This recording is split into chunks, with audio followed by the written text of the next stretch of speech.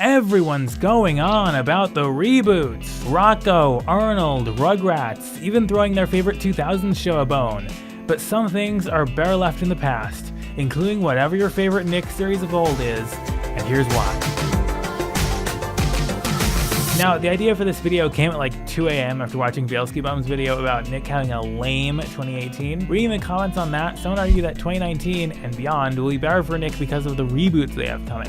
And then all the replies hopped on that train and they started going into theoreticals like, oh, they should make a Danny Phantom My Life as a Teenage Robot crossover. And at that point I was like, what?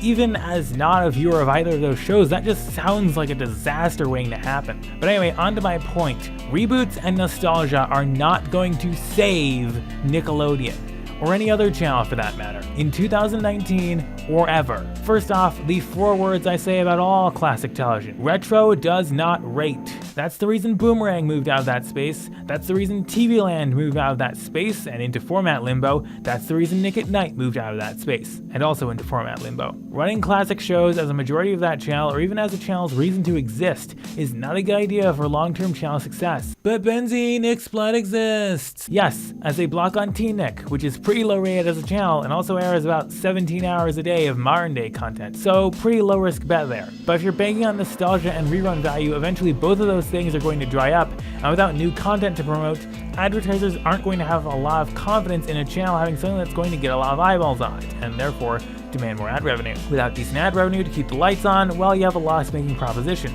And once you have a loss-making proposition, it's not a matter of if, but when the plug gets pulled. Second off, absence makes the heart grow fonder. It's why I'm reminiscing about Breadwinners right now. Well, for one, I liked Breadwinners, and 2, it hasn't been on main Nick in like 3-4 years, so I haven't really seen it in forever. But that perfectly illustrates most people's stances when they say they want to see a show back on the air or reboot or whatever. They're coming more from a point of nostalgia and idealized view of the show, rather than a serious look at the show and how good it was as a product, a bar that is subjective and that very few shows will ever meet in a mostly unanimous fashion. Some parts of Breadwinners were pretty ridiculous, and there's at least one episode which ends in pretty much the abuse of a particular customer. But am I thinking about something like that when I'm personally waxing about Breadwinners? No, I'm thinking about Sway Sway. Not anything he's done or whatever, just the idea of Sway Sway. I mean, he's pretty cool. His name is pretty cool too. Sway Sway. And that's the abstract position most people who want whatever their favorite show from 10 years ago was rebooted come from. Not necessarily because the show is deserving of a return, or that has any reason to return, say to clarify loose ends, but just because that's what they, in particular, liked back then. And especially in the case of kids TV where there's only a few players, perhaps because they have a pessimism for the state of whatever network it is they're talking about now, regardless of how justified that view may be. I already reminisce about Breadwinners. I'm sure in about 10 years there'll be people who will join me, while perhaps simultaneously casting pessimism, warranted or not, over whatever Nick's current second fiddle or CN's unhealthy airplay obsession is at that time. Third, the reboot won't necessarily turn out how you, the nostalgic viewer, wants it to. Surely you have an idea of what the reboot of your favorite show should look like, and depending on how anal you are perhaps very finicky about such a reboot aligning with that mental description. However, especially in the case of kids networks, making a reboot for the interests of adults who have been out of the core demographic for some time now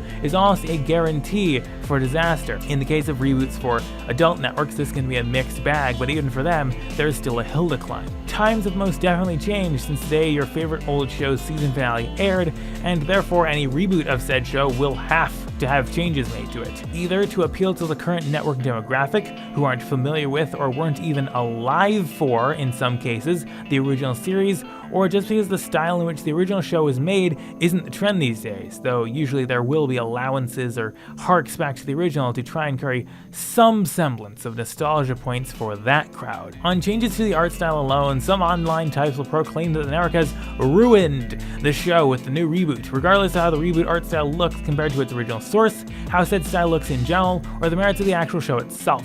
With changes in style may also come changes to the format or tweaks in concept, which may actually sink a rebooted show, show, but the line between overreaction and said changes actually hurting a show are ridiculously hard to draw, especially in kids TV, so it's probably not worth trying. There will be some amount of "they changed it, now it sucks" with Reboot, regardless of how justified that reaction may be, and that will likely guarantee a damper on the reboot's return. For a recent Nick example, Hey Arnold, the Jungle movie, while something that had been hyped up for a while and was pretty amply promoted on the network, didn't do that well in the ratings, and everything I've mentioned already probably contributed somewhat as to why. And finally, when you really face facts, we just can't live in the past forever. Television networks can't either. Most shows die for a reason. Either the showrunners get a chance to tell their story, or the show doesn't rate well from the get-go and it gets canned on those grounds. And both of those things happening are, most of the time, okay. As viewers, we may be unsatisfied with exactly how a show ends, especially if the story doesn't get wrapped up or we suspect the network's been trying to sabotage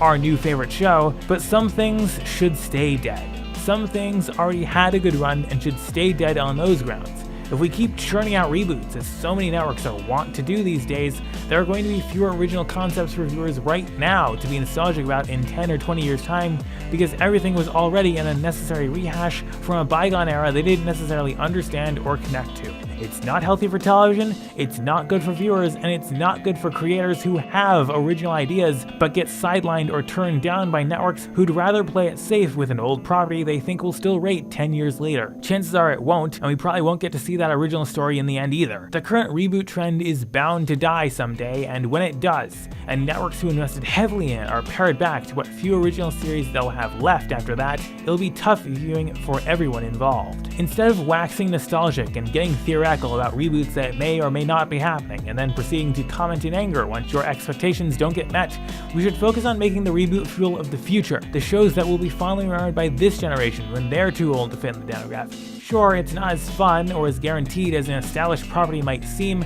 but seemingly perpetuating inaccurate nostalgia is really the only good long-term strategy for TV. Be brave enough to give new, original stories a shot at bat, and let the winners and losers be decided anew, rather than relying on the things a bygone era liked. I'm Benzie Johnson Jr., and I'm enthusiastic about television. If you like this sort of commentary, hit like and don't forget to hit subscribe while you're down there, because I post new stuff on television and much more every single week. I'll see you in the next video.